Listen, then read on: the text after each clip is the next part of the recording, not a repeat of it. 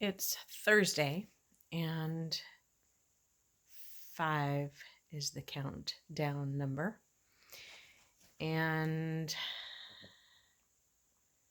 this coming Sunday is the 20th anniversary of the death of a woman whose name was Edith Leavitt. And we all called her Taffy, a nickname given to her when she was young because of how sweet she was. Taffy was one of these people who was just kind of a caricature of everything good and saintly in the world. She did things like run out to the mailbox in her bathrobe to greet the mailman and receive the mail personally so she could thank him. She knew his first name. She was just awesome like that. And the day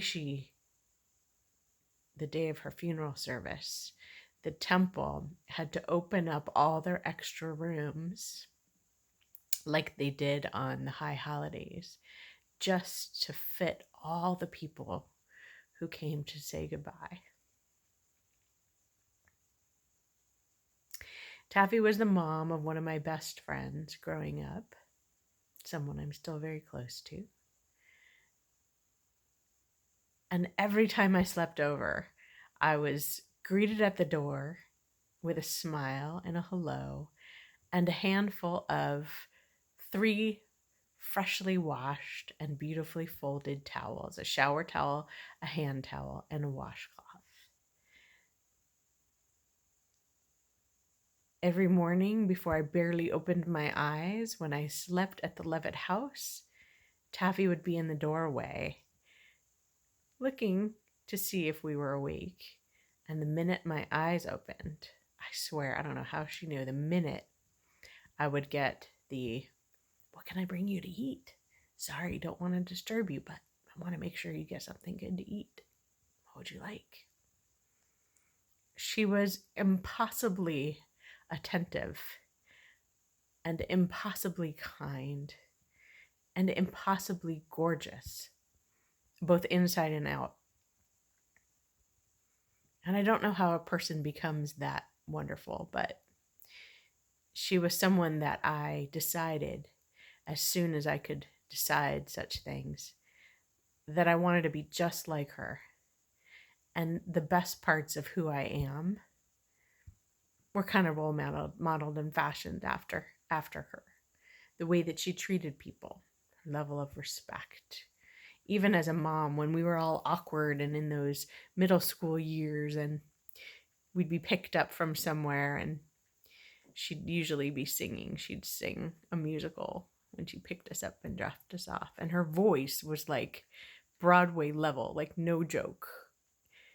But she sang at temple shows, but other than that, it was just like her own little secret that she was this incredible star that just quietly and humbly went about her life. And when she got sick, the whole world darkened just a little bit.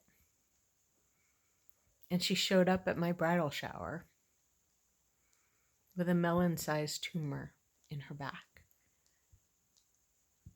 And she smiled and sat. Must have been horribly uncomfortable.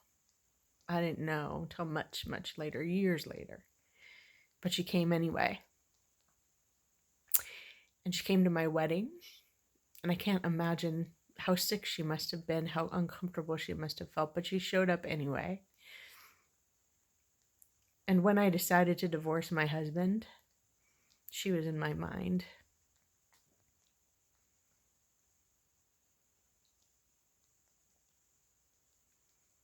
She was the kind of person who knew when to just be quiet and when to just look at you with those big, beautiful blue eyes and say nothing and just let you know she cared about you as much as any person on earth can care about another. And just looking in those blue eyes, they just seem to like heal you all on their own. No words needed. And her look was simultaneously, I love you and I got you.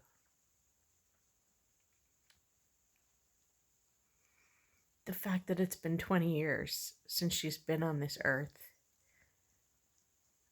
is unbelievable to me. And they'll do a memorial on Sunday and I'll speak.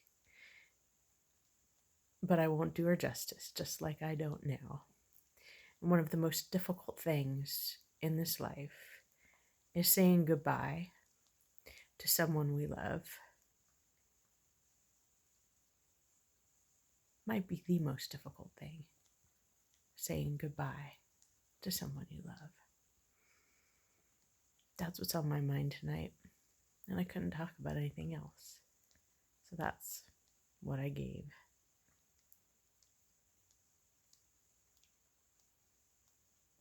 Hope you're well today, and I'll be with you again tomorrow, and for 4 more days. Night.